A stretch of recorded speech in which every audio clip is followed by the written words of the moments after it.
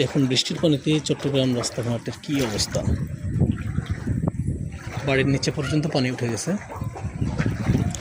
পুরো রাস্তায় পানি।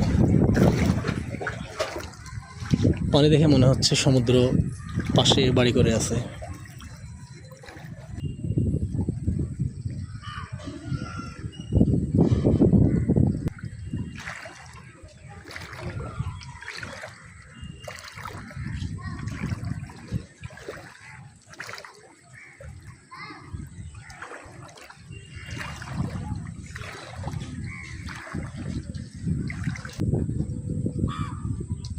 পুরো রাস্তার মধ্যেই পানি,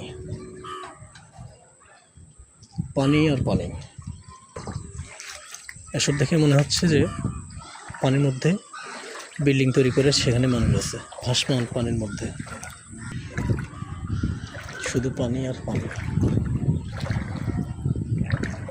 পানি ছাড়া বিকল্প কোনো রাস্তা নেই। অফিস ছুটির পর বাসায় আসতে হলে পানির উপর দিয়ে হেঁটে তারপর বাসায় আসতে হবে।